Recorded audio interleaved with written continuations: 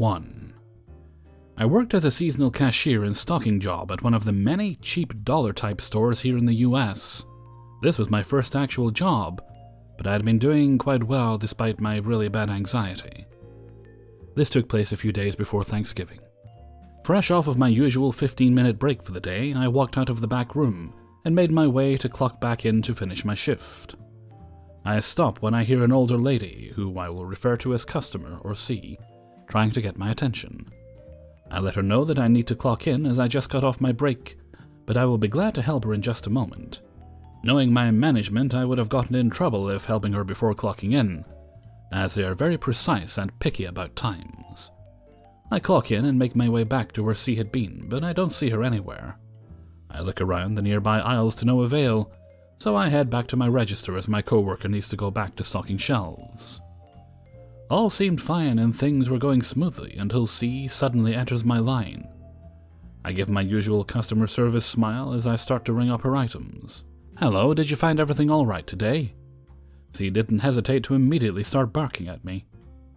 "No, it's bad enough you clearly don't know how to do your job. You just left me there. You're supposed to be about customer service. Who trained you?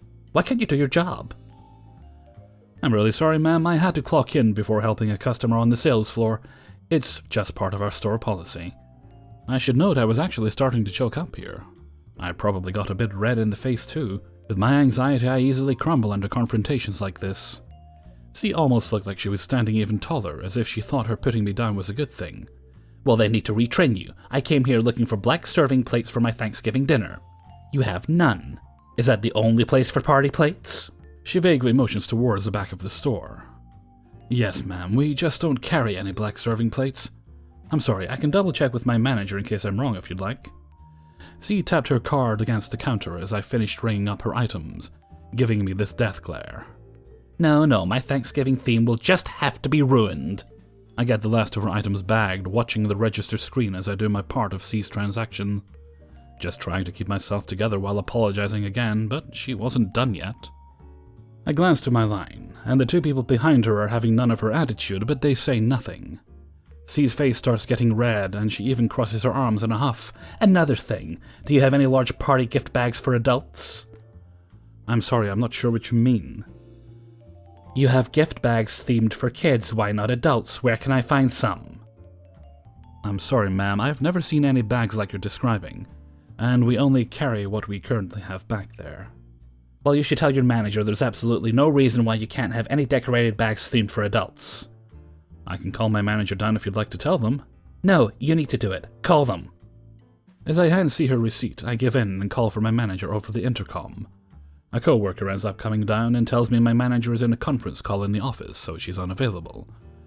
I tell C that I'll make a note of her suggestion, and she storms off with her full cart in a huff. Thankfully, my next two customers were amazing. They had heard the majority of what C was saying and how she was treating me. They noticed that I was getting worked up with my anxiety. They talked me down and told me I handled the situation really well. And we had a laugh about it before they left. Those two customers really made my day. 2. I work at a retail store that sells hydro flasks. They've been flying off the shelves and we don't get stock in too often. So we only had limited sizes and are often completely sold out.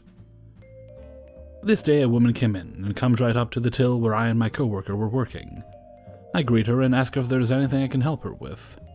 She's rather friendly and says she called yesterday and put a hydro flask on hold. At the store I work at, we put holds on the back shelf behind the cash registers, with a little tag on them with the first name of the customer. Technically, we aren't allowed to do holds, but our store bends the rules a bit for courtesy reasons. But we can only hold until the end of the day the hold was made.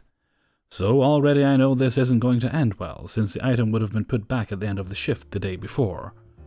I tell her I will be happy to grab the item for her and look behind me to see if anything was on hold. There were a couple of items, but no hydro flasks. I turn back to the lady and apologize and mention our policy of only holding items until the end of the day. She begins to get angry and starts telling me how she should have been told about this.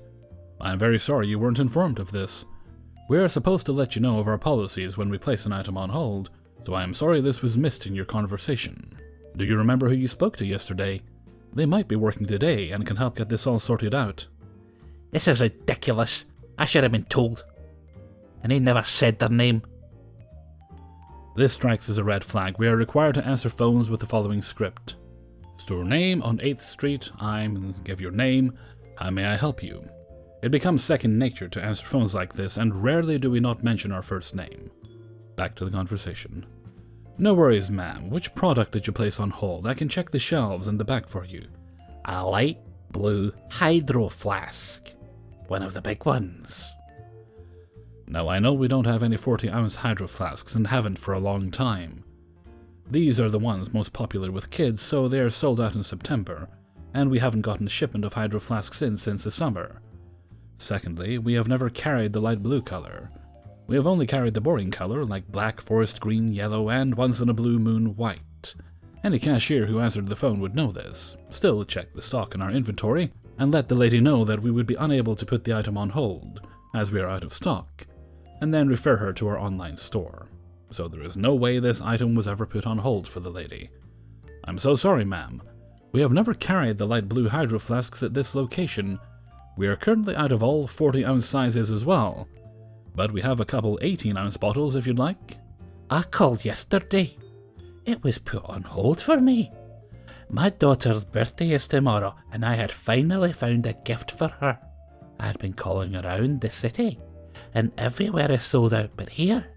I can't believe you do this to a 12-year-old. I'm very sorry. I don't know who you spoke to on the phone, but I was working yesterday and we didn't have any holds. Maybe you have the wrong store. No, I don't. How dare you? You're ruining my 12-year-old's birthday. I can't believe you. Ma'am, I'm sorry, but there's nothing I can do to help you. I find with this job I am constantly apologizing for things that aren't my fault, or completely out of my control. Oh well. The customer walks about 5 meters away and dials a number on her phone. She locks eye contact with me and stares me down the entire time she is on the phone. She is talking very loud and is attracting lots of stares from fellow customers and staff alike. Hun, they don't have the hydro flask here. I put it on hold, but apparently they can't hold them overnight. Like, what the fuck? They didn't even tell me that. I'm pissed. This bitch at the till was absolutely no help. She ruined our daughter's birthday. What am I going to tell our 12-year-old? The 12-year-old? They're so heartless. This phone call keeps going on for another like 5 minutes, with her just completely ragging on me. She's also staring at me the entire time. I just mind my own business, tagging items and whatnot. At least she didn't ask to speak to a manager. Anyways, I hope she found a hydro flask for her 12-year-old. Thanks for listening. 3. So, in the back office of my store, a higher-end women's clothing store, a piece of paper with the following quotes was briefly posted. It is through no fault of my own that I cut the tags off. I am an educator and you need to guide me, not just show me. I work in retail, honey. You don't need receipts to exchange and return. They'll do it at your other location. All of these were things actual real customers said to us in one single day. The first quote in this idiot parade was a woman who wanted to return some pants after she'd not only cut off the tags, but didn't even have some of the tags with her. Now, it is against our return policy to take items if the tags have been cut off, as that suggests the clothes have been worn. It's written quite clearly on the back of the receipt. This woman was so taken aback by this fact, and so determined to eschew all responsibility for her mistakes, that she told us, "It is through no fault of my own that I cut the tags off." So now we quote her at each other whenever we get another customer being stupid about the return policy, or just want to make each other laugh. The second quote is from a woman who was mad that I had the nerve to help other customers, rather than hold her hand exclusively for the 45 minutes she was in the store. I answered the one question she'd asked me, even led her to the item she was looking for. But because I did not physically pick it up and hand it to her, and instead left to help multiple other customers in the store, our company prides itself on individual customer care and attention.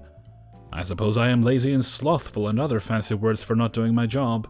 When I rang her out, she was snippy, and when I asked her what was wrong, she asked, "How long have you been doing this?" And when I asked her to clarify what she meant by this, which I feel was a reasonable question considering the complete lack of context of the question. This as in retail, this as in this specific job, this as in ringing people out at registers. She got even snippier, and informed me, "I am an educator and you need to guide me, not just show me." Which is honestly a horrifying thought, especially for her students. The third really takes the cake though.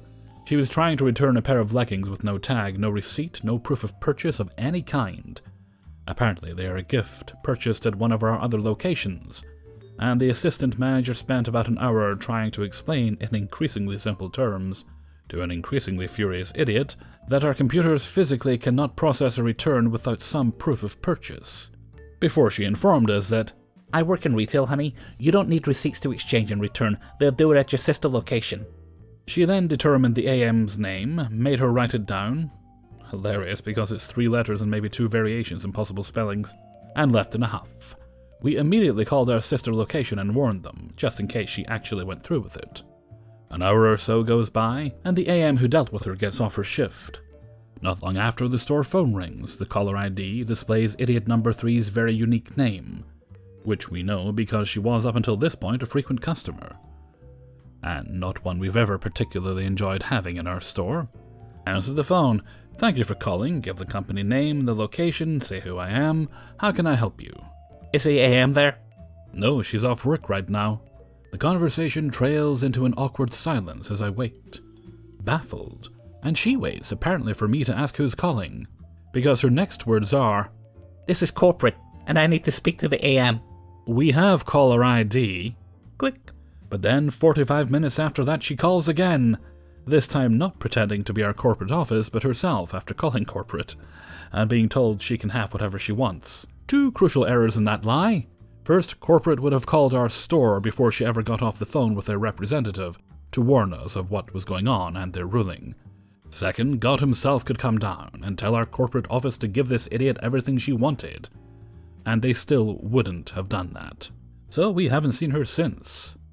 Also, it turns out she does work in retail at one of the department stores in the mall, which is depressing.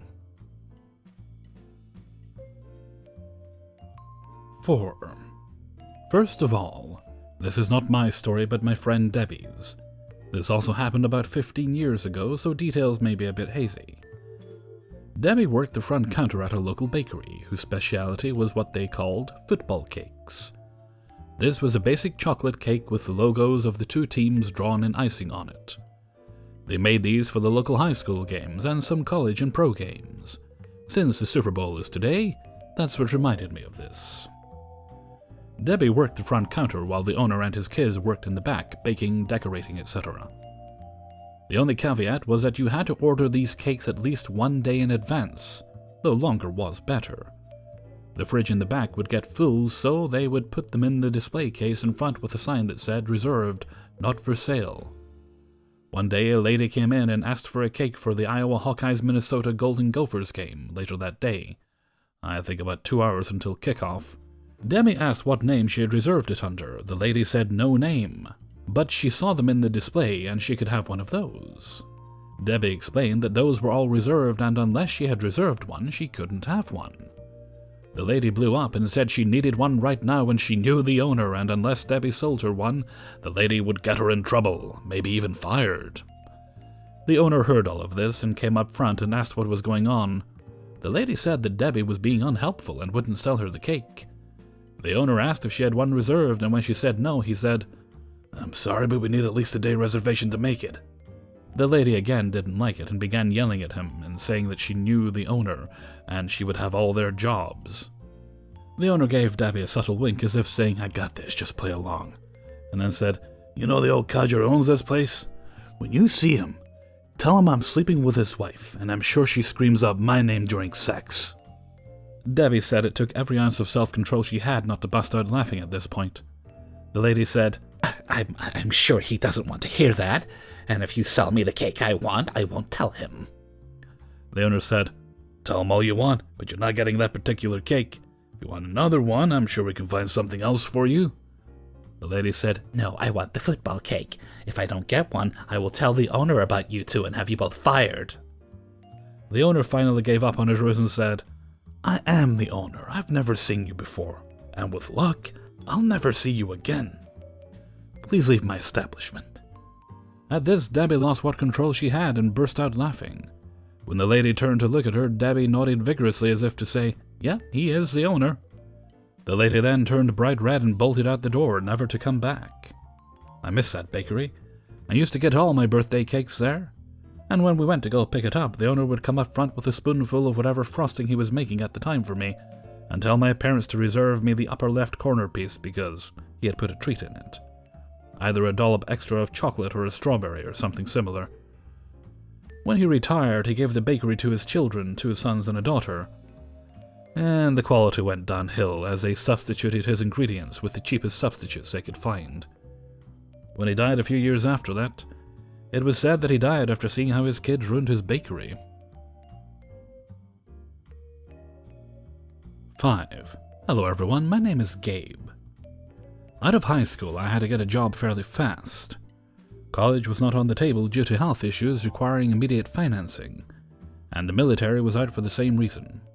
So, of course, given my -50 adjustment to luck, I landed a job at the evil Smiley Face Corporation.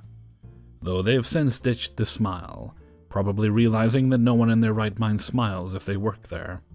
As with all retail jobs, hours were random, pay sucked, $7.15 an hour for anyone curious, and OSHA regulations were taken as a joke. What better position to start in retail than being a cart guy? This wasn't my first job. In fact, aside from jobs I had as a teen that were official, I did some handyman work on the side.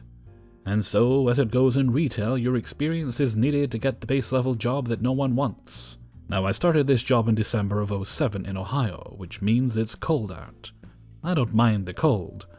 In fact, I love snow in winter, and working outside for 8 or so hours in the snow was something I actually enjoyed. The issue I had was how busy it was, and how hard it was to move carts through ice and snow. Try pushing a cart through sand on a beach and uphill, and you'll have an idea of how some days went. And no, the cart machine couldn't do it. Speaking of the cart machine, that's where this story starts. So we had one machine for a parking lot that by corporate standards should have 2. Our store got away with 1 because we abused it. It was only supposed to do 10 carts at a time, as they were metal. Something about weight and breaking the machine, we didn't care.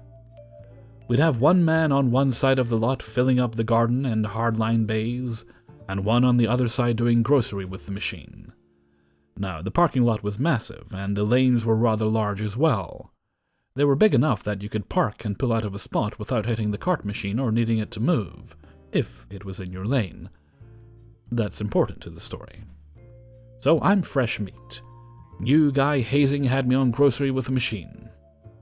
The lot is clear of snow and ice, so it can work. Parking lot was not clear of people, though, nor carts.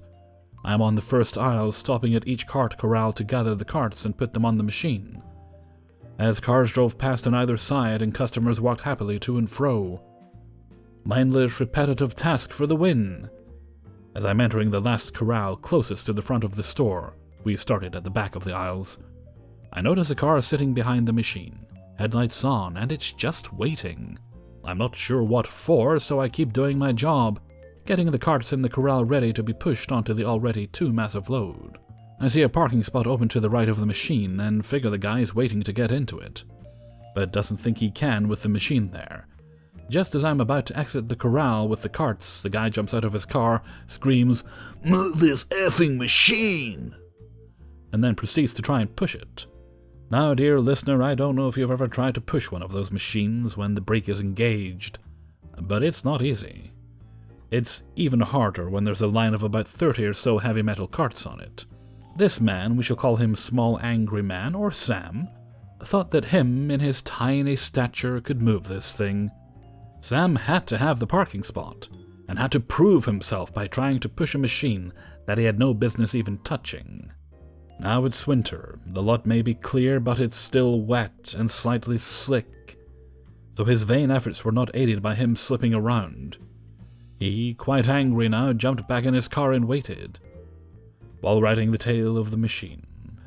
I was at the front of the cart train, steering it and moving it via remote, which I swear I didn't use to turn on the brakes. Promise. All the way up to the store.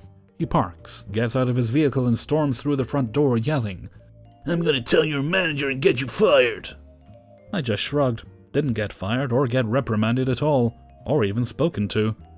Not sure who he talked to, but it was fruitless. Hey everybody, Hellfreezer here, and thank you very much for listening to Adventures in Fast Food and Retail, number 83. And thank you very much to everybody who allowed me to use their stories and sent in stories for use in this video. If you yourself have a story you'd like to see featured in this video, well, not this video, in the next video, or somewhere down the line, please do send it along to kingofthecities@gmail.com. And if you have sent me a story in, I haven't forgotten about it. I'm very behind on my email correspondence. I'm extremely bad with that, and I do apologize. I will get to it soon. So you'll probably get a little thank you from me. I did start to do it this weekend. You'll probably get a little thank you note from me at some point in the next week or so. Probably Saturday or Sunday. That's when I've got time. Just acknowledging that I have received your story. Okay, and with that, I'm going to head off for now. So until next time, thank you very much for listening, and take very good care of yourselves.